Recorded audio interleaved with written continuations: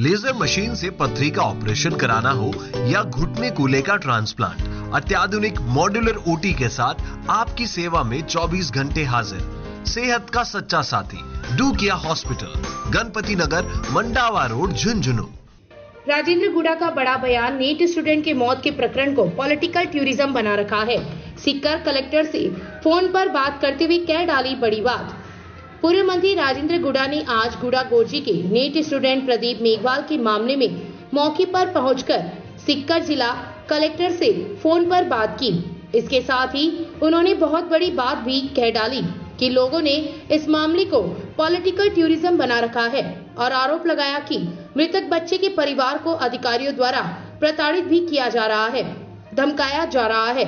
साथ ही पूर्व मंत्री ने कहा कि रिट का पेपर कांग्रेस सरकार के समय लीक हुआ था, लेकिन कांग्रेस सरकार ने जहां एक्शन लेने में 6 महीने लगा दिए, वहीं इस सरकार ने सिर्फ 6 दिन में ही निर्णय ले लिया। लेकिन इस मामले में प्रशासन की संवेदनशीलता पर सवाल उठ रहा है।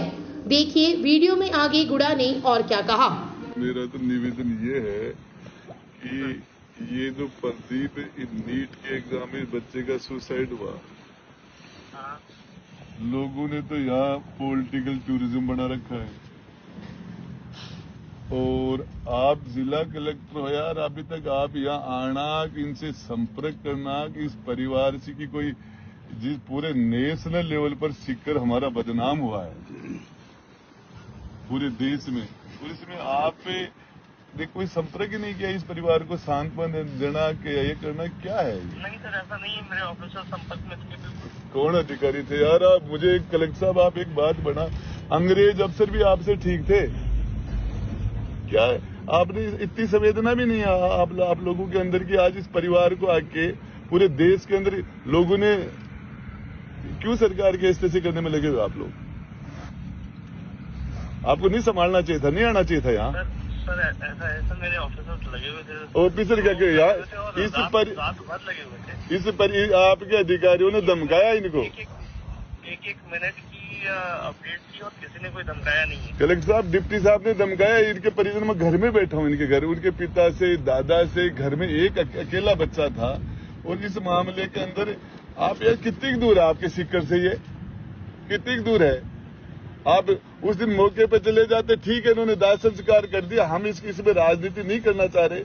और ये जिसका राज है इस तरह की स्थिति चलती रहती। लगातार इस संपर्क में थे मेरे, मैं आपको बताऊं, उस लड़के उस बच्चे के दादा मेरे पास बैठे हैं, उसके पिता बैठे हैं। यहाँ एक भी आपका पटवारी नहीं है। आप ऑफिसर की बात कर रहे हो, गजेटेड की, नॉन गजेटेड। आप उसके पिताजी से बात करो, किस लेवल पर मामला चल रहा है। आप जब यहाँ पर वो हॉस्पिटल में थे तो आप पता कीजिए कि मेरे एसडीएम साहब पूरा की बात।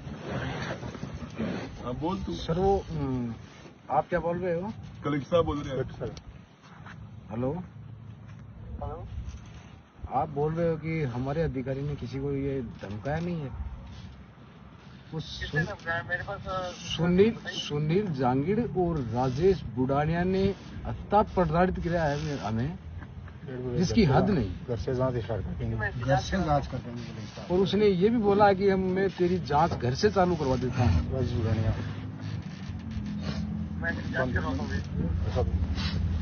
कलेक्टर साहब, ये सच बता रहा हूँ, एक बच्चा था, इसका दुनिया में से चला गया। और हकीकत है ना, जिनका बच्चा चला गया बैठे यार, उनको एक प्रकार से टेरराइज कर रहे हैं कि तुम्हारे घर से जांच करा देंगे, ये है फलाना है, इसके अंदर ये लव का एंगल है, वो फलाना तुम्हारी बहन है जांच। मुझे एक चीज बताइए आप, ये जो आपके अधिकारियों ने आपके कह दिया सच, ये मृतक के परिजन क्या लेना देना है साहब? इसके पिता को, दादा को क्या आपसे दुश्मनी थोड़ी? इनको क्या नाराजगी है?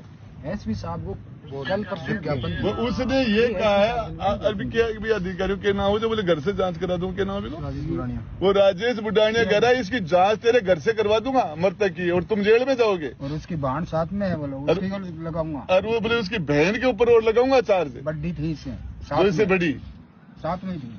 और जांच करवाता हूँ मैं, एसपी साहब को बोलता हूँ अभी जांच करा करके। कलेक्टर साहब, मुझे एक मेरी बात सुनिए, ज्ञापन दिया था हमारा, मेरी बात सुनना आप। ये मामला इस लेवल पर है सरकार के लिए।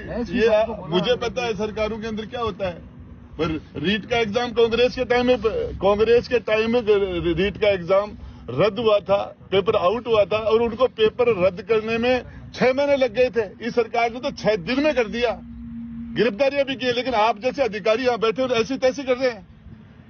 आपकी जिम्मेदारी नहीं बनती कि आप जिले के सबसे बड़े अधिकारी नहीं हो क्या?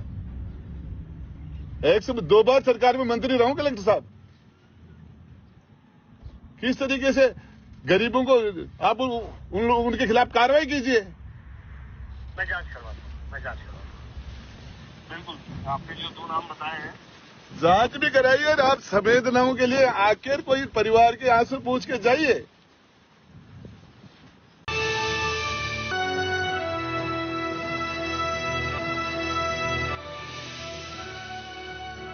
ये है शेखावाटी लाइव, धड़कन शेखावाटी की